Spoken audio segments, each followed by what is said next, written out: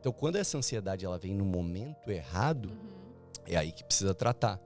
As pessoas têm dificuldade hoje de parar para ler um livro, porque o vídeo ele joga um monte de coisa com a inteligência artificial agora. Então, essas duas últimas pessoas que eu citei, elas vivem crise. A primeira nem se fala, porque ela está totalmente perdida. E acaba que a gente não tem tempo nem para desfrutar de Deus. Deus ele fala que trabalha no descanso, mas a gente não descansa. Se Jesus estivesse sentado do seu lado, você estaria mais tranquilo?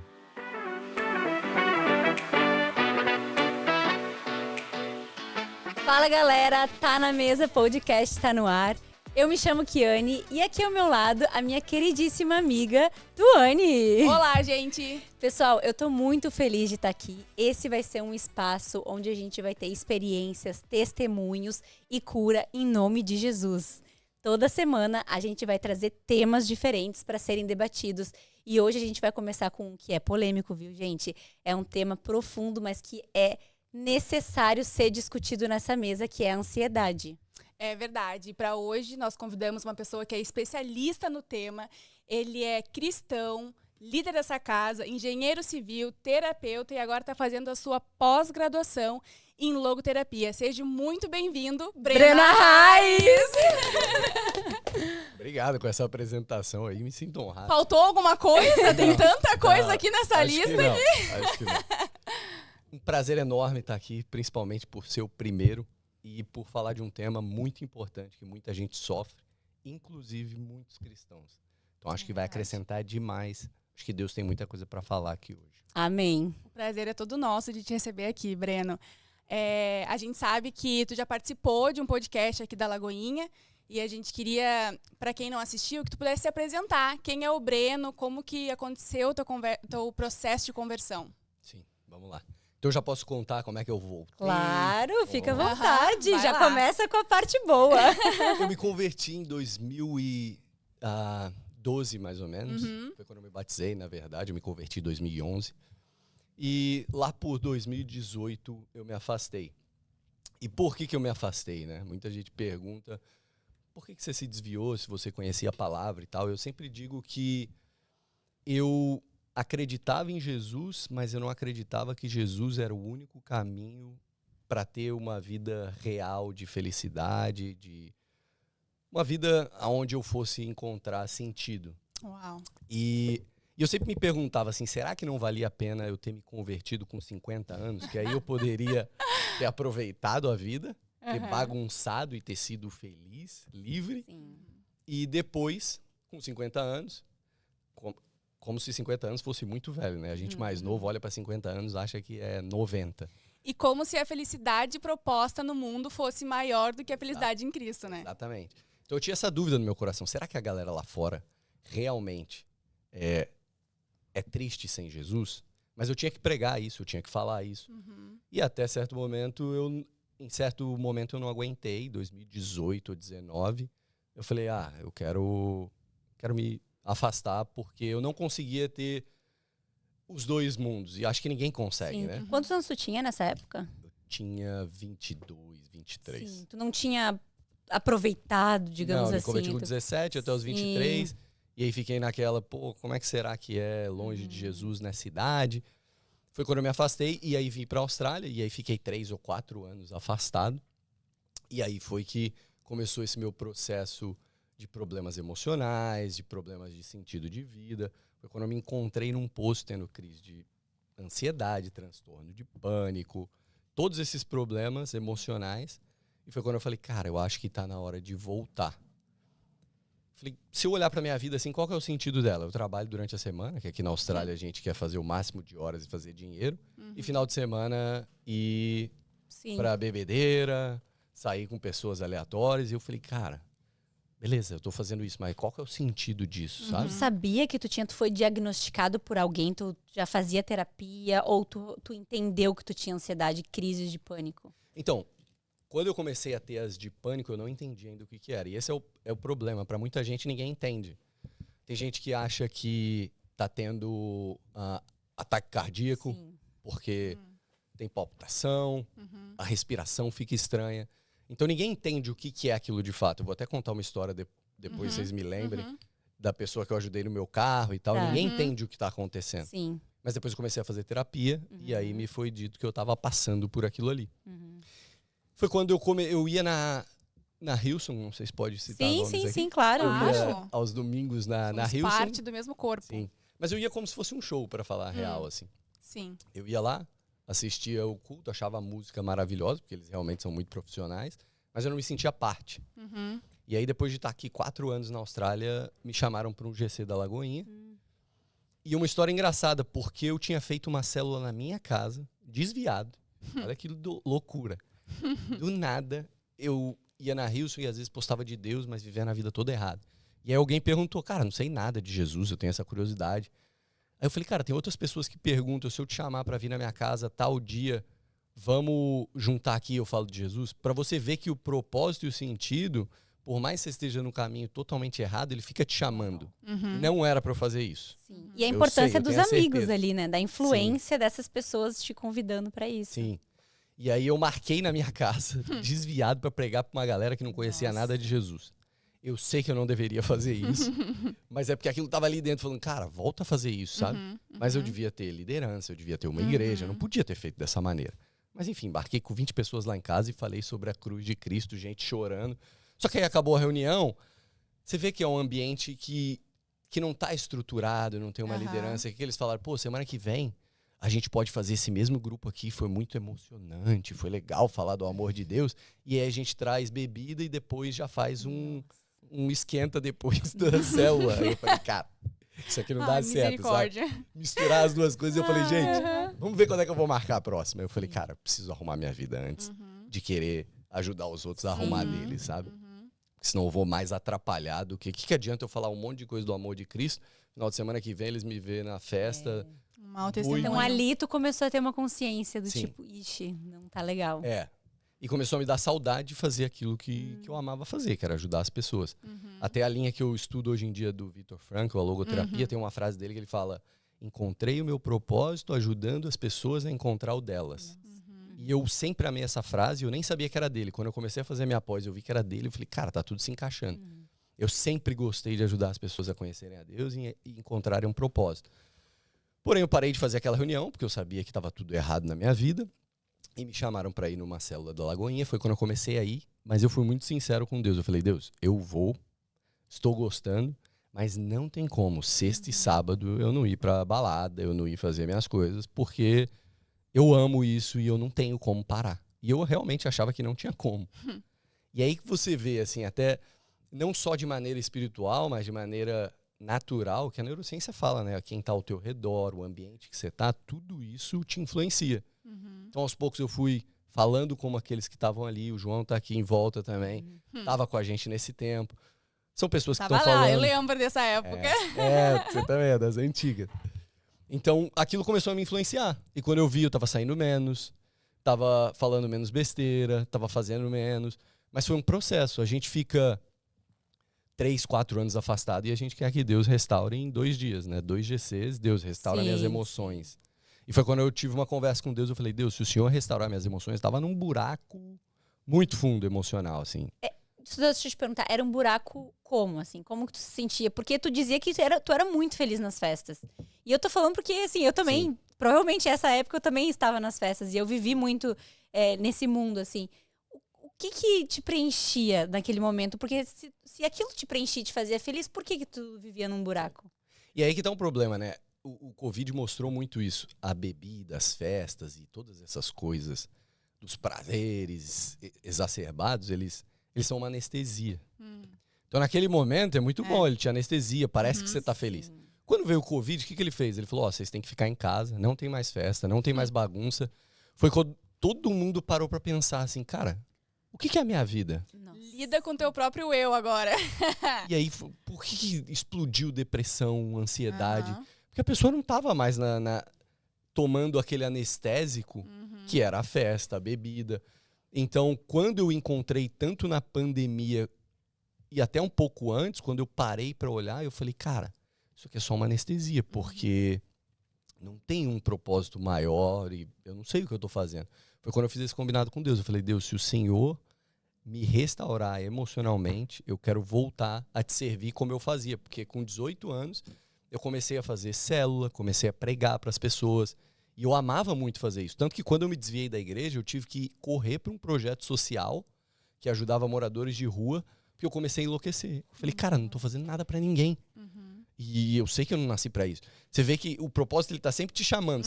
Você tenta achar ele em outros lugares, mas não funciona tão bem. Foi legal ajudar moradores de rua, obviamente, que é um projeto muito legal. Mas não era isso que Deus me chamava para fazer, sabe? Poxa, eu tô vendo tu falar aqui, e eu assisti o teu podcast de novo, né, há poucas semanas atrás, para poder lembrar o que foi falado. E que diferença do Breno de 4, acho que foi 4 anos atrás, né? Que diferença do Breno de 4 anos atrás pro Breno de agora. Eu lembro que tu deixou bem claro, né, no podcast, que tu estava voltando, que tu estava tentando. Tô voltando, agora tô voltando, não tô ainda, mas tô tentando. E agora, tu já é líder dessa casa aqui, né? Tu é líder de GC, é um líder da parte de Bondi, tem bastante gente lá, debaixo da tua liderança nesse GC. Eu escuto muitos testemunhos de lá e eu queria saber em que momento tu conseguiu realmente viver com um coração apaixonado por Cristo, né? Em que momento tu conseguiu ter essa chave de tipo, poxa, não é isso mais, o mundo já não me satisfaz mais. Sim. Eu já entendia isso, mas eu tinha muita dificuldade de conseguir vencer. E aí que tá o problema para muitos cristãos, né? A Bíblia vai dizer que não tem como a gente viver de maneira morna. E a gente vai falar um pouco de filosofia aqui, eu trouxe algumas coisas que eu gosto bastante. Aristóteles, ele ensina um conceito que ele chama de fraqueza da vontade. E aí que, se você tem um momento para prestar atenção no podcast, é agora. Porque anotem. Prepara pro isso corte. para as emoções e para as crises de vida vale demais. Assim, ele diz na fraqueza da vontade que ele separa o ser humano em 3 partes: intelecto, vontade e desejos. E eu já começo aqui separando vontade e desejo. Qual que é a diferença? Desejos são as nossas paixões naturais, instintivas, aquilo carnal. Vontade são desejos mais racionais. Eu quero formar uma família, eu quero fazer uma faculdade, então é algo mais racional, não é esse instinto sexual e louco. Então existem essas 2 diferenças. Então nós somos intelecto, vontade, que nós acabamos definindo, e desejos. E ele fala que tem alguns tipos de pessoas. Tem a pessoa que ela não acordou em nenhum deles. O intelecto, ela ainda não teve os olhos abertos. Para nós cristãos, o que é os olhos abertos? Entender que existe um propósito, entender que existe um Deus. Mas para quem não é cristão, sei lá, entender que a vida tem valores, tem princípios. Tem gente que está desligado para isso. Sim, e só quer aproveitar. Eu tenho essa impressão, sabia? Que tem 90% das pessoas estão desligadas. Sim. Vivendo no automático. Sim. E aí você vai para o nível da vontade. Essas pessoas, obviamente, que não tiveram o intelecto aberto, ainda estão perdidas. Não sabe o que quer ser, para onde quer ir, o que quer construir, porque ela nem teve os olhos abertos. E desejo, ela vive dependente dos desejos dela. Tudo que ela quer fazer, ela faz. Porque nada impede. Ela não tem uma moral, um propósito maior. Existe um outro nível de pessoa que esse também vai viver crise. É a pessoa que teve os olhos abertos para o nosso mundo cristão. Olha, existe um Deus, existe o pecado, existe o bem, existe o mal. Tive meus olhos abertos, mas ainda não tenho uma vontade definida. Não sei o que eu quero fazer com isso, o quanto eu quero me aproximar de Deus, se eu quero mudar de vida, e continuo ainda sendo levado pelos meus desejos naturais e pelos meus instintos.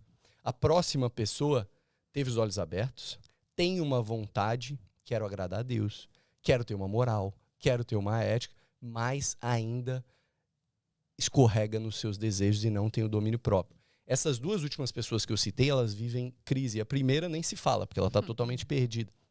Por quê? Porque isso não se alinha com a vontade e com os desejos.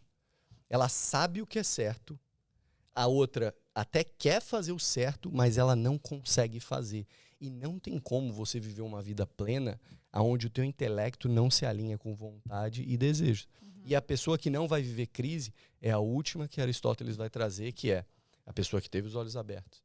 Ela tem a vontade de fazer o certo e ela consegue dominar os desejos. E a gente que é cristão sabe, não é ser perfeito, mas é entender que eu vou escorregar para os desejos em alguns momentos, mas eu não vou me entregar aos desejos de maneira libertina, como eu fiz em uma fase da minha vida. Por que eu vivi crises?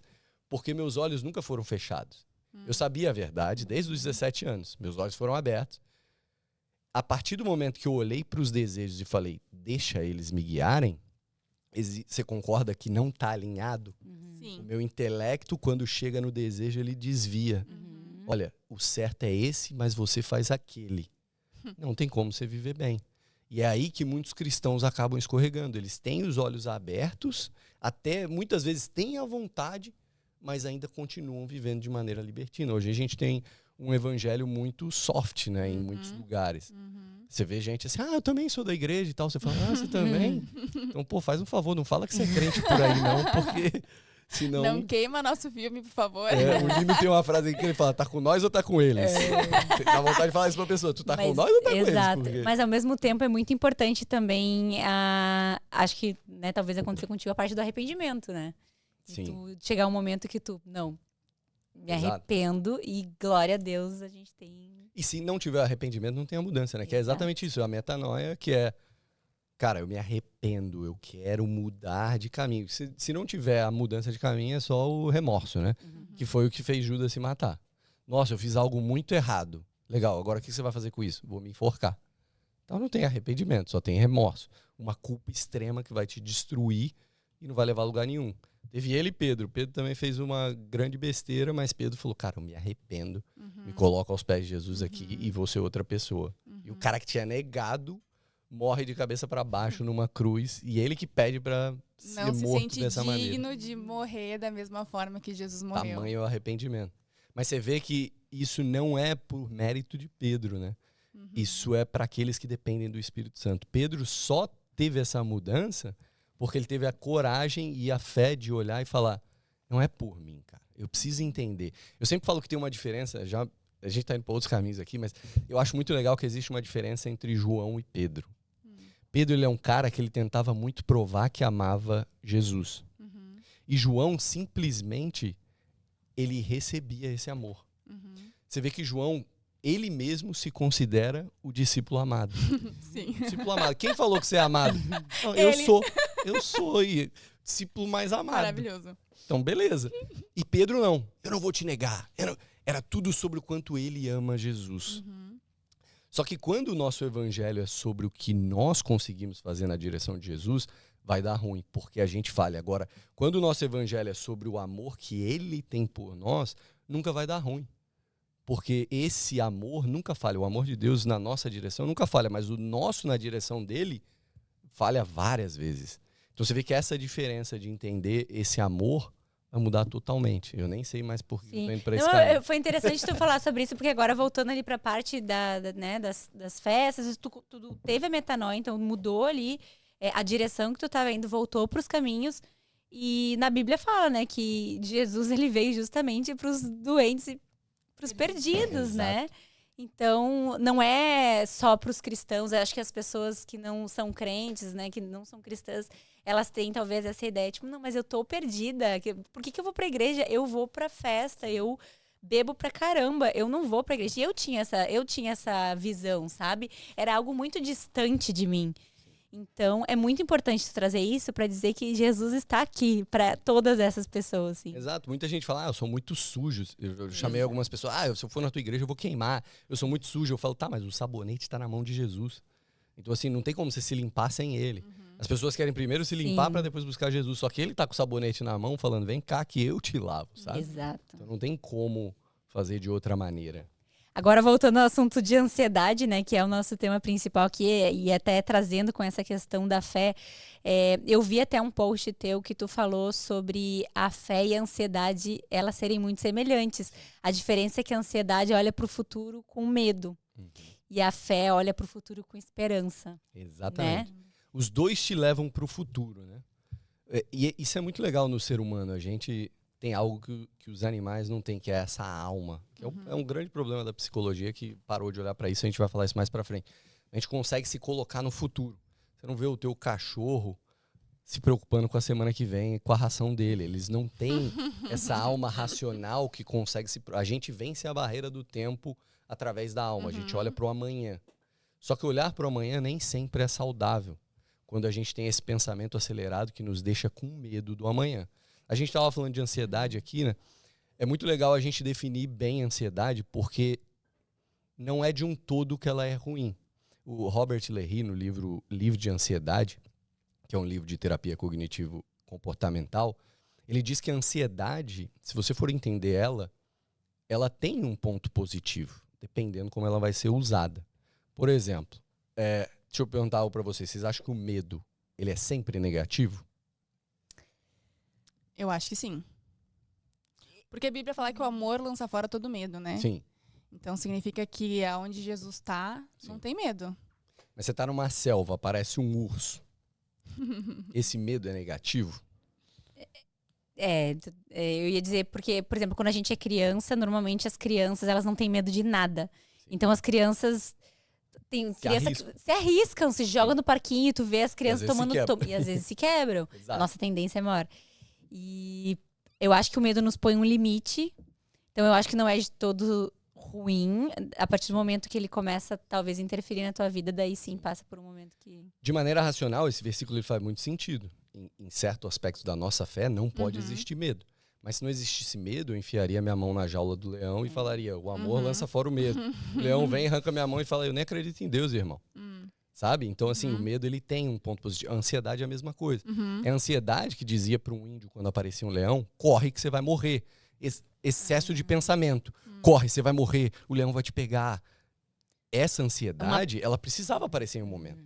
Agora, qual que é o problema da ansiedade? Quando essa mesma ansiedade que fazia um índio fugir de um leão, aparece na Kiane quando ela vai fazer uma prova amanhã. Você concorda que a proporção de problema não é igual? O índio que está fugindo de um leão para a Kiane, que vai fazer uma prova e talvez não passe e não entre para a universidade que ela queria. Você concorda que Sim. um vai morrer e a outra só não vai entrar para um curso? Então, quando essa ansiedade ela vem no momento errado, é aí que precisa tratar. E estudos dizem que no mundo, 8% da população sofre de ansiedade. E no Brasil, 36% dos jovens brasileiros têm ansiedade. A gente é um dos países mais ansiosos que existe. Sabe que eu acho, posso estar errada, por favor, me corrija, mas eu acho que parte dessa ansiedade é por essa exposição extrema que o brasileiro tem às redes sociais. E tu é uma pessoa que tem muita exposição nas redes sociais, né? Tu se posicionou e tá sempre trazendo assunto, tu é uma pessoa ativa nas redes sociais. E eu acredito, não sei, a tua ansiedade, ela vinha por essa exposição também? Não pela exposição. Você diz de me expor ou me colocar diante da rede social e ver muita coisa? Isso te causa ansiedade, por exemplo, ter pessoas ali? É porque quanto mais tu te posiciona, mais as pessoas tendem a te criticar. Ativo, né? De ser ativo. Sim, eu acho que você acaba acostumando. No início, obviamente, você fica lendo comentário. Me criticou, vou responder isso e aquilo. Realmente, no início, isso gera ansiedade. Mas eu acho que eu já publico, sei lá, 5, 6 anos e eu liguei meio que o não ligo, assim. Quer falar, Já se fala. acostumou. Já sei quem eu sou. Você começa a ter mais identidade também como cristão e tal. Então, assim, você olha e fala, beleza. Eu acho que um dos problemas da nossa geração para ansiedade é que se você olhar, a gente vive na geração micro-ondas, né? Se você quiser falar com o Vitor agora, quanto tempo demora para ele te responder? Espero que alguns segundos. É o tempo de pegar o celular e ele me atender. Se não atender... Com o pai de vocês lá no Brasil, é só o tempo deles acordarem. Sim. Agora, imagina antigamente, você mandar uma carta. Você tem que esperar essa carta voltar, não saber se nem chegou. Então as pessoas, elas tinham um modo de vida que necessitava ter espera. Alguém vai sair, você não sabe quando volta, se volta, vai pra guerra, não sabe se volta vivo. As pessoas tinham que saber esperar, senão elas iam morrer sempre pensando. A gente não. A gente tem o WhatsApp, a gente tem micro-ondas. Então eu tô com fome, em 30 segundos a comida tá quente. Rápido. Então é tudo na hora que eu quero. Isso acaba fazendo a gente viver um modo de vida onde eu desaprendo a esperar. Você vê que os vídeos são cada vez mais curtos, a gente não consegue mais prestar atenção, tem isso também. É muita informação, é muito vídeo com cor. As pessoas têm dificuldade hoje de parar para ler um livro, porque o vídeo ele joga um monte de coisa com a inteligência artificial agora, então tá na moda uns vídeos nada a ver, uns bichos misturados com gente, porque dá muito impulso ali pra Criativo, pessoa. coisa nova, chama atenção. Isso é algo químico? tipo, isso tem transformado a química? Eu sou totalmente Sim. leiga nisso, mas é algo químico Com no nosso certeza. cérebro? Tem um termo agora que Dopamina? eles chamam de brain rot, que é apodrecimento do cérebro. Eles chegaram à conclusão que as redes sociais estão apodrecendo o cérebro das pessoas. Meu Deus. Se você pesquisar brain rot no TikTok, tem só vídeos para quem quer apodrecer o cérebro.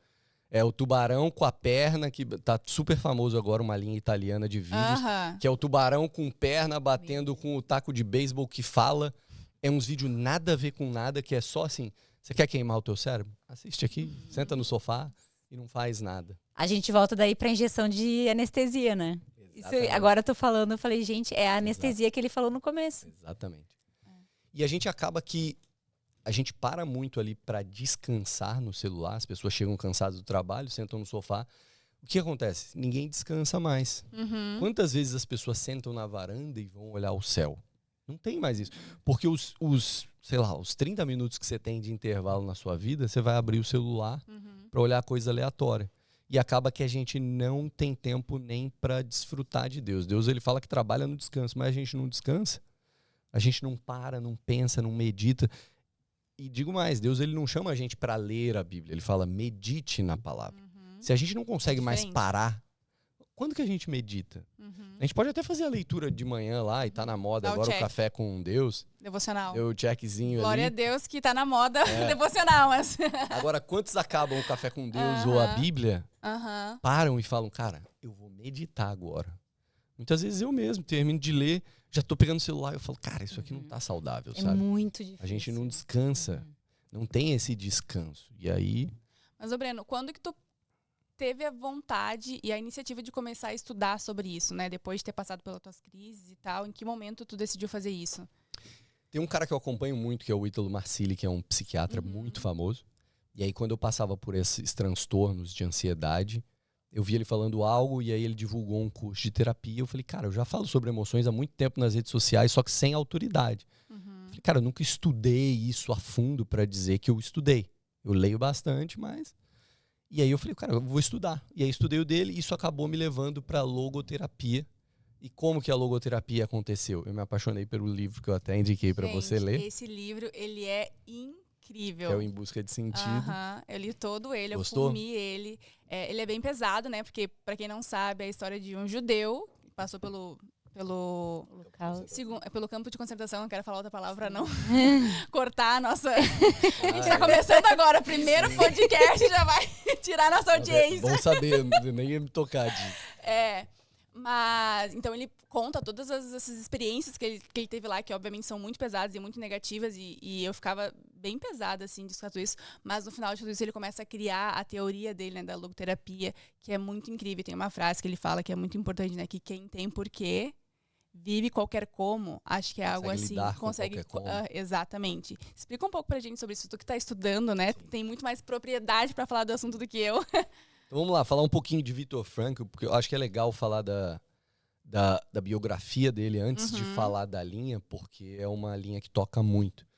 Ele é um cara que ele estava em Viena na mesma época que Adler e Freud, então ele teve influências grandes desses caras, e ele entendeu coisas que esses caras não entenderam. Freud, ele dizia que nós somos movidos por uma vontade de prazer. Então ele acredita que o que move todos os seres humanos é essa vontade insaciável de ter prazer. Já Adler achava que era uma vontade de poder. O ser humano, ele se sente inferior e ele não quer se tornar inferior. O que ele faz? Ele estuda, trabalha e ele quer ser superior. Então o que move o ser humano todos os dias ao acordar é: tenha poder e seja melhor que os outros. E Viktor Frankl diz que ele subiu nos ombros desses gigantes e ele conseguiu olhar mais longe e entender que o que move o ser humano é uma vontade de sentido. Nós temos vontade de prazer, nós temos vontade de poder, mas isso não é a essência do ser humano. É uma vontade de sentido. Como é que ele descobriu isso? Ele já estudava logoterapia, essa linha que diz que é a terapia do sentido da vida, né? Não, peraí, só um adendo. Ele começou, porque essa linha, foi ele que criou, né? Ele é o criador da linha de logoterapia e ele começou com 15 anos de idade. Oi, era Exato. um bebê. Ele trocava Inteligente. cartas com Adler, com 15 anos de idade. Aham. Depois começou... Ele teve muita sorte, assim, por estar ali em Viena, um café Adler dava aula, o outro Freud. Então ele teve muitas influências. Ele é muito legal, porque são as 3 escolas de psicoterapia são do mesmo local. Então a psicanálise, a adleriana e a logoterapia. E aí o que houve, né? Nessa fase ele foi para os campos de concentração. E, cara, quando a gente fala campo de concentração, parece leve, mas qualquer um que assistiu O Menino do Pijama Listrado, Lista de Schindler, ou qualquer um desses que apresentam aquela palavra que a gente não pode falar aqui, você vê o nível que era. No livro dá muito detalhe, assim, cara, a gente comia um pão por dia, a gente às vezes estava no trem, e se o trem virasse para a direita, a gente sabia que ia ser queimado vivo, queimado não, né, na câmara de gás, e se fosse para a esquerda, a gente teria sorte de ter um pouco mais de trabalho e ia passar 10 horas cavando buraco, comendo um pão, mas era uma alegria porque a gente não morreria. Beleza. Nessa desgraça toda, ele percebeu que algumas pessoas simplesmente não queriam mais viver. Ele olhava para o lado e o cara estava na cama lá, já desnutrido, sem conseguir comer, dormir. E ele falava, cara, a gente precisa levantar, os soldados estão chegando e vai dar problema. E o cara, não, eu não quero mais viver, eu quero morrer. Enquanto outros sobreviveram, mesmo sabendo que a esposa morreu, que a filha morreu, e ficaram até o final, que é o caso dele. Ele perdeu a esposa, se não me engano, estava grávida, e nessa desgraça toda ele sobreviveu. E aí o que ele entendeu? Qual que era a diferença de quem quis continuar vivendo e quem não quis mais viver? Ele entendeu, e isso é muito alinhado com o cristianismo. Apesar dele ser judeu, ele tinha muita amizade com o catolicismo. Assim, desde pequeno ele pedia para a mãe dele para visitar igrejas católicas e tal. Ele tinha um agrado por Jesus, assim. Ele gostava, ele admirava. Mas ele é judeu. E ele entendeu que as pessoas que tinham um sentido maior de vida se mantinham vivas. Então, as pessoas que têm um propósito e um sentido, elas lidam com o sofrimento de maneira diferente. Elas vão sofrer, mas elas vão sofrer muito menos do que quem não tem sentido. Porque se essa vida não faz sentido, você concorda comigo? Quando a gente tiver dor, sofrimento e problema, se manter vivo é só ser meio que masoquista, é gostar de ter dor. Porque se a vida não tem sentido, assim como Nietzsche vai dizer que não existe Deus, não existe um sentido, e tudo isso aqui é aleatório, pra que a gente vai ficar vivo, sabe? Explica pra gente o que é propósito. Exatamente, porque eu creio que tem muita gente que já ouviu falar nessa palavra. É uma palavra que tem sido bem falada ultimamente, e as pessoas entram naquela, qual é o meu propósito? Sim. Qual é o meu propósito? Sim. Como descobrir o meu propósito? Sim. Então, pode falar um pouquinho pra gente sobre propósito especificamente? Tem algumas dicas, né, para entender propósito e sentido, mas sentido é aquele motivo, o porquê eu fui criado, para onde eu tô indo. E não sei se era Nietzsche ou Freud, dizia que nós tínhamos que criar esse sentido. Isso não faz sentido nenhum. Nós temos que entender e encontrar um sentido, porque se nós acreditamos que Deus nos criou para algo, eu preciso encontrar esse algo. Eu disse que o meu é qual no início? Eu encontrei o meu propósito ajudando as pessoas a encontrar o delas. Eu escutei uma vez que aquilo que parece muito óbvio para você e que todos parece para você que deveriam fazer, geralmente esse é o teu propósito. Por exemplo, eu gosto muito de evangelizar pessoas que não conhecem a Cristo. Eu falo, gente, vocês têm que falar mais de Jesus, vocês têm que pregar, não sei o quê. Por que eu falo isso e eu acho que todo mundo tem que fazer? Porque esse é o meu propósito.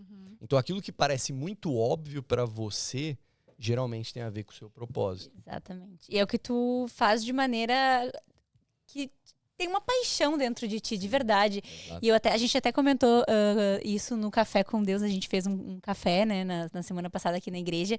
E a gente falou sobre propósito, assim. Foi muito lindo, assim, ouvir cada menina e a gente entender realmente que a gente nasceu cada um, né, com propósito e que a gente está muito conectado com o que Deus nos fez para ser. E quando a gente entende esse propósito para que Deus nos chamou, a gente cria um senso de identidade. É isso, é essa pessoa que eu sou e é para isso que Deus me chamou. E eu vou seguir com paixão e até às vezes vai virar uma profissão, né? Sim. Tu vai ganhar dinheiro com Exato. isso, porque faz sentido. Sim, exatamente. O primeiro ponto que eu acho, e Vitor Franco vai falar 3, mas o primeiro como cristão é identidade em Deus. Sim. Então assim, se aproximar de Deus, entender o que nós somos e fomos criados, isso é se aproximando dele. E Vitor Franco vai dizer que 3 pontos podem te ajudar a encontrar sentido e propósito de vida. O primeiro é se envolver numa causa. nada melhor do que a gente aqui na igreja. Qual que é a causa que a gente tá? Causa de Cristo. Causa de Cristo. Expandir o reino. Uhum. Nessa de você se envolver, você conhece. Eu sempre falo para as pessoas, cara, serve em qualquer área da igreja. Se você não tem certeza. Nisso, se envolvendo numa causa comum que é, vamos pregar o evangelho, talvez você encontre que você gosta de pregar, talvez você encontre que você gosta de cuidar de crianças, você encontre o propósito que Deus te criou e um chamado. O segundo é através do amor e o cuidado de outras pessoas. Tem pessoas que encontram um propósito nisso. Madre Teresa de Calcutá encontrou propósito em cuidar de moradores de rua e etc. E a terceira é... Cara, me fugiu a memória, eu tava com ela aqui agora na minha cabeça. Não, tudo bem, mas tu acha que o cristão, todo cristão, ele tem o mesmo propósito, mesmo sentido? A gente compartilha do mesmo? Ou para cada um há um diferente? Existe um individual, né? Um sentido de vida individual. E um coletivo. Mas o coletivo a gente sabe, né? Ir por todo mundo, pregar o evangelho. Então é trabalhar para o reino. Então esse Se reconectar é para com Deus, né? Exato. Então esse é para todos. Eu vou pegar aqui a terceira causa que era a mais importante. Vamos ver. Eu não posso ficar sem ela. Tá aqui, ó, já tá aqui. Esse Enquanto aqui, com isso... certeza, esse é o principal da logoterapia, que é a superação de um sofrimento. No sofrimento, Vitor Frankl encontrou o propósito dele. Que era, cara, eu vou levar essa linha para todo mundo, porque as pessoas precisam ter sentido. Ele encontrou sentido nos campos de concentração, num sofrimento, dizendo, cara, eu preciso levar isso para as pessoas. Tem um outro de sofrimento que é muito legal. Chega um médico no consultório dele e fala, cara, eu perdi a minha esposa. E eu não consigo superar. Essa é muito boa. Eu não consigo lidar com esse sofrimento. E nenhum psiquiatra, psicólogo consegue me ajudar. O que você me diria? E é óbvio que nem sempre a logoterapia vai resolver os casos em 5 minutos. Mas Vitor Frankl fala que dessa vez ele falou para ele assim, cara, você acha que se a sua esposa tivesse morrido e não você, como que ela lidaria com isso? Cara, ela não aguentaria, ela teria se matado, ela não saberia lidar com isso se ela morresse e não eu. Se ela ficasse viva e não eu, ela não saberia lidar, ela não saberia me perder. Você já pensou que Deus te deu a oportunidade de ficar vivo no lugar dela porque você é mais forte para lidar com esse sofrimento? Talvez Faça valer a pena. Talvez o sentido da sua vida é fazer esse sacrifício por ela e continuar vivo, e você lidar com essa dor que ela não conseguiria. E diz que ele saiu dali e a vida dele foi diferente. O sofrimento trouxe um sentido. Outra coisa que ele fala muito no livro, que eu acho muito importante destacar aqui, que ele fala sobre a liberdade que a gente tem de agir em qualquer situação. Porque dentro do campo de concentração, tinham muitas pessoas que estavam ali, judeus, estavam sofrendo, né, passando por tortura. E eles decidiram se tornar maus lá dentro. E alguns poucos, mesmo passando por tudo aquilo, numa situação muito difícil, decidiram continuar tendo virtudes, valores e sendo bons, né? E essa é a verdadeira liberdade. Liberdade, se tu não tem opção, não é uma liberdade. Se tu tá preso numa amargura, não é uma liberdade. Liberdade é mesmo numa circunstância muito difícil, mesmo num lugar onde tu acha que não é possível, tu ainda assim entregar amor. Isso me empolga bastante, essa parte. Porque para Vitor Frankl, a pessoa humana ela também é espírito. Ou seja, é exatamente isso. Nós temos essa liberdade de escolha. E nesse ponto ele discordava muito de Freud, porque Freud dizia, se você botar pessoas num quarto com fome, não deixar que elas durmam, todos no final vão agir como animais de maneira parecida. Selvagens. E Vitor Frankl vira e diz, Freud diz isso porque ele nunca passou por um campo de concentração. Porque no campo de concentração existiam soldados que ajudavam prisioneiros, porque tinham a liberdade interior de dizer, eu tô no time contra eles, mas eu quero ajudar, eu quero fazer o bem. E tinham pessoas que, com um pão, tinham coragem de dividir esse pão com outro que passava fome ou passava por alguma doença. Então ele falou que o campo de concentração podia fazer de alguns santos e de outros ratos. Porque o ser humano tem essa liberdade. E aí a gente toca num ponto legal sobre a psicologia moderna. Porque talvez vocês tenham essa pergunta, será que é seguro para um cristão fazer terapia, com quem fazer? Sim, essa pergunta aí mesmo. Porque é um ponto que cristão tem muita dúvida. Assim, será que eu deveria fazer terapia com qualquer um? Todos os profissionais são iguais? E aí a gente vai voltar lá para trás. gente vai falar de filosofia agora um pouco. Porque a primeira psicologia era a filosofia. Uhum. Vamos lá para a pré-socrática. Antes de Sócrates, a filosofia era olhar para o exterior. Tanto que os filósofos eram matemáticos e físicos. Eles olhavam para a natureza, olhavam para o exterior. Sócrates começou a olhar para dentro. Então, a filosofia socrática olhava quem sou eu. E na medieval cristã, que é quando vem Tomás de Aquino, Santo Agostinho, eles começaram a olhar não só para o interior, mas para o superior. Existe um Deus, existe um além. Então, a filosofia já falava de alma. Platão diz que nós temos alma. Vai vir lá em 1879 a psicologia e dizer, olha, a psicologia não vai olhar para questões transcendentes e metafísicas. Esse papo de alma aí, deixa para Santo Agostinho, deixa para Platão. Agora, para nós vamos abrir os laboratórios de psicologia e vamos estudar a mente de maneira química, de maneira racional. E isso, em certo ponto, é bom e em certo ponto é muito ruim. Porque nós, como pessoa humana, a gente não é só uma reação. Tá na moda a neurociência, certo? Todo mundo gosta de estudar. Alta. A neurociência, nas minhas aulas, eu tenho aprendido que ela é uma das formas de reducionismo da psicologia. Ela reduz o ser humano a um fator só. Nós somos somente um cérebro que reage ao que acontece. Tem até um vídeo de um deles famoso no Instagram que ele fala, você tá lá num dia e aí você furou o pneu do carro, a tua mãe te xingou e depois você passou na poça e se molhou, você chega em casa, você tá com uma arma, você acaba atirando, porque o teu cérebro, como se a gente não tivesse o que a Tuane tinha acabado de falar. Essa liberdade de agir em qualquer situação. Isso seria domínio próprio? Com Que a certeza. gente chama de domínio próprio? Com certeza. Então, olhar para essa alma é o que a psicologia deixou de fazer. A psicologia contemporânea, quando ela parou de olhar para a alma, ela não foi no mais profundo do ser humano, que é a alma. Então, assim, a gente vai tratar de emoções de maneira que a gente não olha para a alma. Eu sempre falo lá no meu Instagram que o ser humano ele é integral. Nós somos biologia, nós somos a parte existencial e nós somos espiritual também. Então, sim, a gente tem dopamina, a gente tem serotonina, e isso está muito famoso, né? Sim. Porque aí volta pra questão das redes sociais, Exato. da No gente próprio ficar... café, a gente tava num café e uma amiga tava falando, gente, acho que eu tô passando por crise de ansiedade, eu ando muito ansiosa. Papo vai, papo vem, turns out. Ela tomava 9 shot black shot. Não, Black shot, café, por Deus. 8 shots de café por dia, eu acho 8 que é. shots de café por dia, gente. Um beijo, gente. Às vezes é só a parte química e física do teu corpo mesmo reagindo àquilo que tu consome, né? Não tem nada de espiritual, nada de emocional. E é isso, um neurocientista café. só olharia para essa parte. Chega alguém com depressão no teu consultório, é legal você investigar, e eu não sou psiquiatra nem psicólogo, então eu não investigaria isso, mas é legal ser perguntado. Você vai, talvez, para uma parte orgânica primeiro, porque, por exemplo, serotonina, que é o que dá a sensação de felicidade, ela, para ser produzida, ela precisa da vitamina B. E aí a pessoa está com B12, B6 totalmente baixa. E aí ela tem sensações que se parecem com uma depressão. Mas é simplesmente vitamina. Ela vai no psiquiatra e fala, olha, eu tô sentindo isso e isso. O que ele faz? Dá antidepressivo.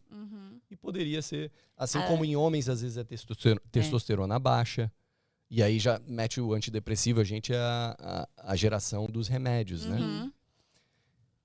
Só que muitas vezes é uma parte existencial. A gente falou aqui, o ser humano ele tem uma vontade de propósito. As pessoas que não encontraram a Deus, não entenderam o chamado, o sentido da vida, elas podem estar passando por uma depressão que não é de origem orgânica.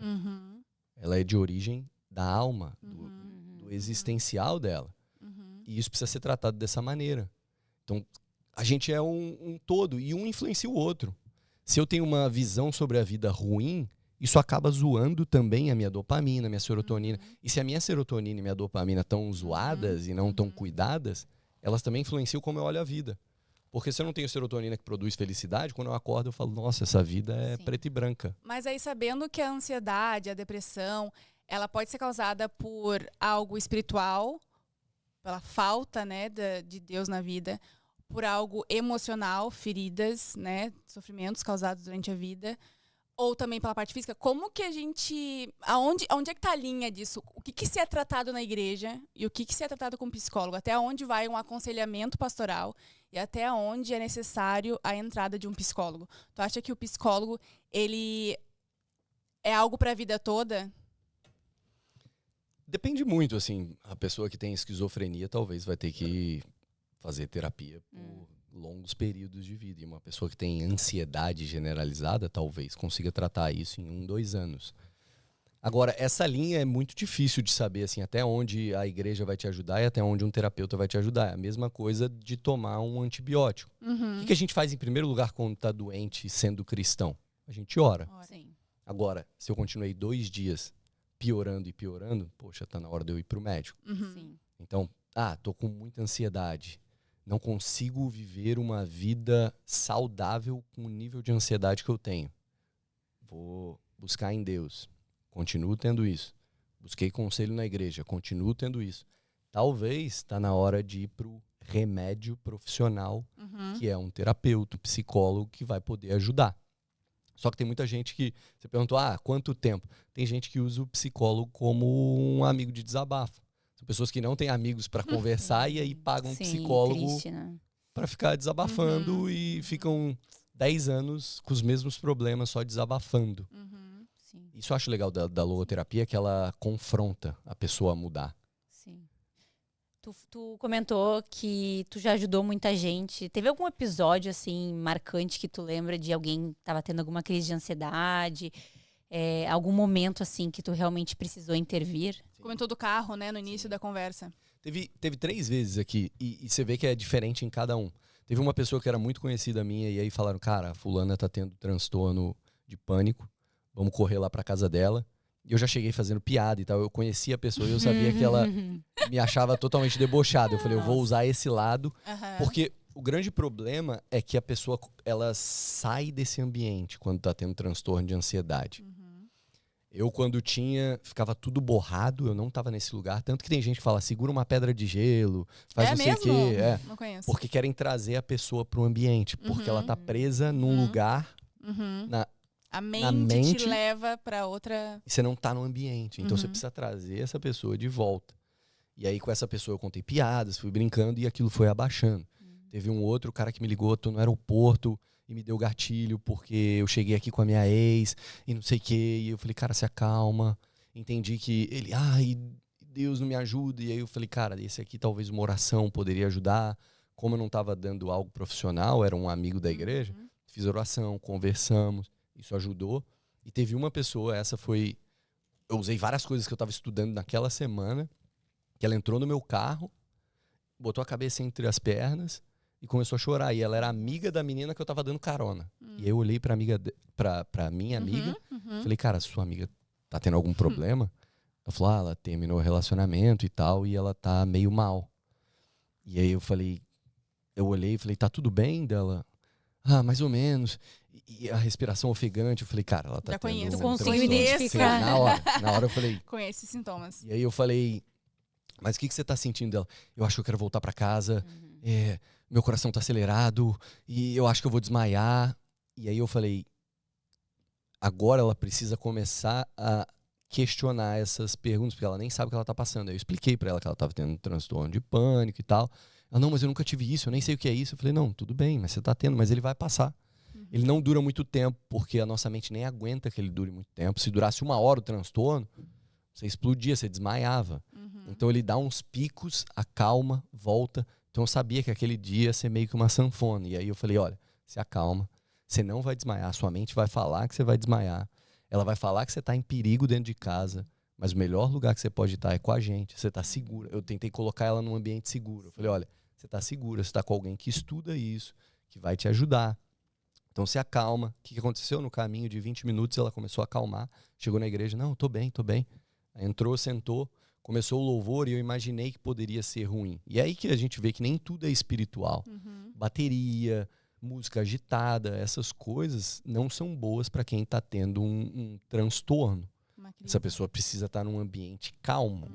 Ela não pode estar na barulheira e num ambiente de emoções.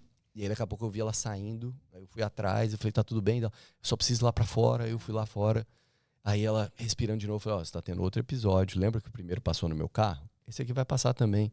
E aí ela só chorava, assim, não conseguia falar nada. Eu falei, pode chorar, deixa chorar, bota pra fora, vai acalmar, isso aí vai passar. Deus tá aqui, Jesus tá com você, Ele marcou esse dia, Ele te colocou no meu carro. Então Jesus tá cuidando de você, fica tranquilo. Um propósito. Exato. Expliquei isso pra ela, ela foi se acalmando de novo. E eu falei, olha, talvez venham outros episódios um pouquinho menor, mas você já tá lidando melhor. Não fica com medo, você não vai desmaiar, não vai acontecer nada. Ela subiu, veio assistir a pregação pela TV e ela foi se acalmando e voltou para casa. Depois teve alguns, me mandou mensagem. Eu falei, cara, é legal você procurar terapia para que você trate isso, para que isso não volte a acontecer. Mas você vê que cada um é de um jeito. Sim. Breno, é importante identificar, tu dar nome àquilo que a pessoa está passando? Com certeza. Porque o que a TCC vai falar é que é muito legal você entender o que você passa e questionar os pensamentos. Desculpa, então, o que é TCC? Terapia cognitivo-comportamental. Ela te ensina a lidar com o que você pensa. Então, se você sabe o que você está passando, você começa a conversar com o seu cérebro. Então, olha, eu estou tendo uma crise, isso aqui não vai me matar, meu coração está acelerado, mas isso é um transtorno de ansiedade, eu não vou desmaiar, eu não vou morrer. O meu amigo teve num avião, todo mundo acha que está tendo um ataque cardíaco, porque é desesperador, é uma dor, uma tristeza que parece que vai te matar. Só que se você já estudou e conhece, você começa a conversar. Tá tudo bem, eu não vou morrer. Pessoas começam a não querer sair de casa. Aí essa linha de terapia fala, olhe para você e diga, eu não vou morrer se eu sair de casa, eu não estou em perigo, tá tudo bem, eu posso sair. Então, se a pessoa sabe o que ela está tendo, é mais fácil dela conversar com ela mesma para lidar com essa questão. Essa é a linha da nossa terapeuta, amada terapeuta, que eu não vou falar o nome. Não, porque ela já não tem horário, pelo amor de já Deus. Tá full book já, metade da igreja tá fazendo com ela, como ela é do Brasil. É TCC. E ela fala muito sobre isso, sobre antes de a gente sentir, passou pela nossa mente. Então, a gente precisa ter conhecimento do que tá passando aqui, ó. Não veio do nada. Esse medo, essa ansiedade, essa tristeza, ela não veio do nada. Tem algo aqui na minha mente e eu preciso tratar isso. Então, ela busca sempre a gente controlar o nosso sentimento. Ela fala muito também sobre, para nós, mulheres, né, que temos essa variação hormonal todo mês. Se a gente tiver consciência que a gente está entrando naquele período que vai dar TPM, que vai nos alterar, e a gente tiver consciência disso, a gente consegue lidar com isso muito melhor. E avisar o marido. Avisar todos à volta, todos que podem ser impactados. Com certeza. Mas aqui, deixa eu te perguntar uma coisa. Tu falou ali que é importante, né, a pessoa saber disso. Mas existe uma linha tênue ali de tu também se auto-identificar com certas doenças. Vulgo, tem muita gente hoje em dia que se auto-intitula como, se autodiagnosticou como tenho TDAH, por exemplo, eu vou citar um exemplo, ou alguma outra doença, tipo, eu tenho isso e eu vou ficar nesse lugar, assim. Qual é essa linha tênue entre sou diagnosticada ou, né, realmente estou passando por um transtorno como esse, ou eu sou assim mesmo, eu tenho isso e enfim, tu resolver fazer aquilo ali da tua vida, sim, né? Ficou meio romântico, assim, parece que as pessoas querem ser diagnosticadas com algo, não sei se para talvez carência, ter atenção, não melhorar, ou para justificar, não precisar melhorar as falhas, erros, eu não dei certo na vida porque eu sou isso. Tá. Tudo bem, essas questões, essas desculpa a palavra, me fugiu, eu ia falar psicopatia. Mas isso existe, correto? Transtornos. Esses transtornos existem. Com certeza. Agora, as pessoas precisam de diagnóstico. Existem vários sintomas, por exemplo, o TDAH, que precisam acontecer desde criança. Não é, desde 2 anos atrás, e talvez por causa de rede social, eu reparei que eu tô assim, assado. Não, o TDAH ele vem lá de trás. Eu vi até que teve um chá revelação para ver se o cara tinha autismo ou bipolaridade, como se fosse algo super legal. Será que eu sou autista ou sou bipolar? Então, assim, as pessoas estão romantizando, né? Pior que é verdade. Pior que é verdade. E aí a pessoa usa isso como muleta, né? E aí o que a gente falou? Você falou que passa pelo nosso pensamento. Se eu acredito que eu tenho TDAH, Você concorda que eu começo a agir como alguém que tem ainda mais? Sim. Mas Se eu sou uma sabe pessoa- que, se tu sabe que tu tem isso, eu, quando era criança, eu fui diagnosticada. Criança, não era ainda. Não tava em alta nas redes sociais. Eu fui diagnosticada com déficit de atenção. Não sei se é transtorno, déficit de atenção. E, de fato, eu era uma criança muito avoada. O que as pessoas normalmente fazem hoje com isso, né? Elas se apoiam nisso. Não, eu tenho isso. Ai, desculpa, esqueci minha chave porque, poxa, eu tenho déficit de atenção. Ai, eu esqueci de falar porque eu tenho. Mas, na verdade, quando a gente toma conhecimento disso, agora que tu sabe disso, sabendo disso, cria métodos pra ti, pra te ajudar. Poxa, eu sei que eu tenho isso e eu perco muito chave. Poxa, então agora eu vou colocar um lembrete no meu celular, eu vou fazer isso. Cria alternativas, né? Porque a responsabilidade de lidar com isso é única e exclusivamente tua. Exatamente. Se você descobre para Não ter do outro. ferramentas, isso é muito bom. Você falou aí, eu sou um cara que esquece muitas coisas. O que eu faço? Eu boto sempre a chave no mesmo bolso, o celular no mesmo bolso. Exatamente. Na minha casa eu sei aonde botar as coisas. Eu tinha um amigo que era muito perdido, assim. A chave às vezes estava na gaveta de cueca, tava... E é óbvio que você vai se perder. Então você precisa Sim. ter ferramentas para lidar. Então se você tem um diagnóstico para saber lidar é uma coisa. Agora, para justificar, que é o que muita gente faz... Ah, não dou certo em relacionamento porque eu tenho espectro, porque eu tenho isso. Mas quem diagnosticou? É. Não, eu li lá no TikTok e eu tenho Exatamente. todos os sintomas. Procurem profissionais qualificados para diagnosticar você. E é óbvio que vai ser uma geração desatenta com 300 vídeos por dia. E todo mundo, ninguém lembra o que assistiu no último Reels. Bomba de Sim. informação vindo na nossa mente o tempo todo, né? É óbvio, falam que uma criança de 12 anos tem mais informação que um imperador romano na vida Sim. toda. Aham. Então é Aham. óbvio que a nossa atenção vai estar meio desfocada. Sim. E isso é muito difícil, né? Deixa eu falar uma coisa aqui, porque quando eu te convidei pro podcast, eu falei, Breno, nos dá uma indicação de livro, né, pra poder ler, eu não conheço muito do assunto e tal. Tu me indicou o livro Em Busca de Sentido, do Viktor Franklin. Frankl. E tu não falou de uma parte muito importante, que tu tem um livro, Breno. Tu tem um livro. Eu tava fora das redes sociais, eu não tava acompanhando, eu fico muito tempo fora. E aí agora eu voltei, e aí agora até vi que tá no teu perfil ali, mas tu esqueceu de nos contar que tu tem um livro. Sim. Podia ter me indicado o teu livro pra eu ler. Exatamente. Inclusive, eu fui tentar ler ele essa semana, e eu não consegui baixar, porque o meu Amazon, ele é aqui da Austrália, e tava dizendo que o meu Amazon precisa ser do Brasil. Inclusive, né? Breno, tá tu meio... tá na Austrália, pelo amor de Deus, a gente quer ler. Tentei arrumar lá e acho que você não tem fé pra baixar. Não, mas brincadeira, eu não Aqui, consegui arrumar Não lá. consegue colocar? A Fé que Alivia Sua Ansiedade. Esse é o nome do livro, galera. Agora vamos Busquem no arrumar. Kindle. Eu vou ser humilde agora, tá? Não foi livro, foi um e-book, porque é bem pequenininho. Tá, tem, um sei lá, livreto. 40. Exatamente. Tá. Escreveu um livro. E hoje, depois de estar na logoterapia e tal, eu falo, cara, tinha muita mais coisa pra colocar. Tinha muito mais coisa de Jesus pra colocar. Mas basicamente o que eu levo lá, uma reflexão é: nem toda ansiedade é falta de Deus. Mas a fé e Deus plenas no nosso coração podem nos ajudar a lidar com muitas ansiedades. A Bíblia vai dizer, eu trouxe alguns versículos, Mateus 6,25, não andeis ansiosos com o que vão comer e beber, não é a vida mais do que o alimento. Cara, a sua vida é mais importante do que ficar se preocupando. Tem aquele que diz que a gente não pode aumentar nem um pouco se a gente se preocupar. Então tem vários versículos, tem um Salmos que diz, quando a ansiedade já me dominava no íntimo, o teu consolo trouxe alívio à minha alma. Deus, ele pode aliviar. Agora, o que acontece é muita gente declara que tem uma fé, mas quando é que a gente sabe que a gente tem fé? Quando a gente precisa dela. Com Aprovada. certeza. Então é muito fácil ter uma fé falada, mas ter uma fé de dependência é muito difícil. Poucas pessoas realmente dependem. Tem pessoas que passavam por algumas coisas e eu falava, cara, se Jesus estivesse sentado do seu lado, você estaria mais tranquilo? Ah, eu estaria. Então falta você entender porque ele tá. Ele tá. É. Então assim, por Onipresente. que você ainda não entendeu isso? Outra coisa que eu abordo no meu livro é uma ansiedade por culpa. Aquilo que eu falei lá no meio do podcast. Eu tenho uma verdade, então eu sei que Deus está protegendo aqueles que estão debaixo da vontade dele. E aí eu estou vivendo fora da vontade dele.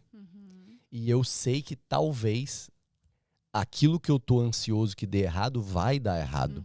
Porque eu não estou debaixo do guarda-chuva da proteção de Deus. Então tem muitas pessoas que andam ansiosas justamente porque elas tiveram o olho aberto, sabem que Deus não é pai de todo mundo e está protegendo todo mundo, não é assim. A gente sabe que a gente precisa entregar o controle na mão dele para que aí ele controle a nossa vida. Essa pessoa sabe que pegou o controle de volta e ela pensa, olha, talvez a minha vida vai dar errado porque não está debaixo do controle de Deus. E aí ela se torna ansiosa por causa disso. Porque a razão dela diz, cara, não adianta as pessoas te falarem, Deus vai fazer, Deus vai te proteger. Se a sua mente fala, não sei se é bem assim, porque você está afastada, você não está debaixo da graça dele, como é que ele vai te proteger? Então não é assim, né? A gente sabe que não dá para ter uma vida aí de qualquer jeito e falar, Deus vai fazer. Não é bem assim. Breno, infelizmente o nosso podcast está chegando ao fim, mas eu gostaria de te perguntar e te pedir se tu tem algum conselho para quem está passando por situação de ansiedade, se tem alguém aí nos ouvindo que realmente precisa sair dessa situação nesse momento. Cara, o primeiro avalie como é que tá a sua caminhada com Deus, sabe? Se você não tá alinhado com Deus, corre para fazer isso. Porque ter uma esperança de que tem um pai protegendo é o que muda tudo. Aquilo que eu não alcanço, eu descanso. Uma criança, quando ela quer pegar alguma coisa numa estante muito alta, primeiro ela fica tentando se esticar, chorar e ela não consegue. Aí vem o pai e pega para ela. Na próxima, ela já não chora, ela descansa porque ela sabe, aquilo que eu não consigo arrumar, que está longe do meu alcance, o meu pai resolve. Então, se eu estou alinhado com Deus, aquilo que eu não estou alcançando, eu vou descansar, porque eu acredito que Deus vai fazer. Então, primeiro é trabalhar essa fé, esse alinhamento com Deus, de fato acreditar que Ele pode proteger e ajudar nessas questões. O segundo é se alinhar com aquilo que você acredita. Se você está afastado, está desviado da palavra de Deus, não tem como viver uma vida plena nas emoções. Pode fazer anos de terapia, pode tomar remédio. Remédio vai te dar uma sensação, igual a anestesia que a gente falou da bebida, o remédio vai anestesiar. Mas não é uma felicidade real para aqueles que tiveram os olhos abertos e se afastaram da palavra de Deus. A palavra vai dizer também em Filipenses 4:8, tudo que é verdadeiro, honesto, justo e puro, nessas coisas pensai. Então a gente tem também que fazer um esforço para ter essa visão positiva sobre a vida que Deus nos deu, sabe? Uma vida que tem graça, que tem proteção. Então esse esforço de olhar e falar, cara, eu sou filho. Teve uma vez que o pastor Jonathan aqui na igreja me deu um exercício numa fase ruim que eu passava, ele falava, cara, acorda todo dia de manhã e declara quem você é. Eu sou filho de Deus, eu sou amado, eu sou cuidado, para que a gente realmente acredite nessas coisas. Nação eleita, ele não falou isso pra ti? Exato. É a cara do pastor Jonathan. E se mesmo assim essas coisas não ajeitarem, e você, às vezes a gente passa por sofrimentos grandes que vai precisar de um pouco mais de ajuda, e não tem nada de errado nisso, não é falta de fé. Talvez procure ajuda profissional, porque pode também ser uma ferramenta que Deus vai usar na vida das pessoas, né? Puxa, muito obrigada, Brena. A gente está muito feliz de ter tido esse papo contigo aqui. É uma honra mesmo, realmente, assim, poder escutar da tua história, do teu conhecimento. Eu sei que tu está focando nessa área. Eu creio que tu vai ainda abençoar, ser canal de bênção na vida de muitas pessoas que te acompanham. E se eu pudesse, eu e a Kenny, se a gente pudesse fazer um pedido, continua ativo nas redes sociais. Eu escutei uma frase, não sei de quem, mas é uma frase famosa, a galera provavelmente vai saber quem é o autor, mas que fala: o problema não é os maus falarem muito ou falarem muito alto, o problema é que os bons se calam. E quando um cristão se levanta para se posicionar, cria atrito, né? Mas eu creio que o Senhor vai te usar nessa área, então continua ativo. A gente ama te ver lá compartilhando e trazendo os insights que o Senhor tem dado para ti, trazendo esse lado, né, da psicologia com o cristianismo, né? E, enfim, muito obrigada, a gente quer te agradecer e pedir para você que está aí de casa nos acompanhando, para curtir, compartilhar, se você achou que essa conversa edificou a sua vida, se você aprendeu algo com isso, e se você conhece alguém que está precisando escutar isso, compartilha, comenta, nos segue nas redes sociais, a gente está no Instagram, está na Mesa Podcast, a gente vai estar postando tudo por lá, fique por dentro. E toda semana vai ter um episódio novo, um tema novo e um convidado novo, então não deixa de perder. Sim, a gente também está nas plataformas no YouTube, no Spotify. Pessoal, toda semana vai ter um tema novo, então fica aqui com a gente está muito feliz. Muito obrigada mais uma vez, Breno. E também eu gostaria de agradecer muito a equipe toda que auxiliou para que esse podcast acontecesse. O Lucas, o Cleiton, a Bia, a Ana, a Tuane, o Breno, todo mundo que está aqui hoje. Pessoal, muito obrigada. E, obviamente, o nosso pastor Vitor Sampaio, a nossa pastora Isa também, que nos apoiaram desde o começo para estar aqui. Que acreditam nesse podcast. Né? Que a gente acredita que esse projeto não é só um projeto de homens, mas ele vem do Senhor. O intuito dessa mesa aqui é levar cura, informação e edificar a vida das pessoas. Não ficar, a gente participa de tanta conversa que edifica tanto a nossa vida, né? E a gente queria poder levar isso para mais pessoas e convidar pessoas a fazer parte disso e crescer junto com a gente. Então, muito obrigada e obrigada a Deus por fazer isso acontecer também. Posso só fazer um negocinho diferente de fidelidade? Claro. Mas como é um tema que muita gente sofre, posso fazer uma oração pelas pessoas que sofrem de ansiedade, depressão? Porque às vezes a pessoa escuta o episódio inteiro para ser tratada e a única coisa que ela espera é uma oração. Sim. Então é só isso e depois... Amém, Senhor, em nome de Jesus. Eu oro por essas pessoas que estão em casa ouvindo esse podcast, que sofrem com as emoções, depressão, ansiedade. Que o Senhor possa cuidar desses corações, Deus. Não é à toa que eles estão ouvindo esse podcast aqui hoje. Que o teu refrigério, Deus, que o teu Espírito Santo possa curar, Deus, essas dores na alma, que essa pessoa encontre no Senhor, Pai, o descanso. A tua palavra diz: vinde a mim, vós que estáis cansados e sobrecarregados, e eu vos aliviarei. Eu profetizo que essas pessoas, nesse momento, serão aliviadas em nome de Jesus. Amém. Amém.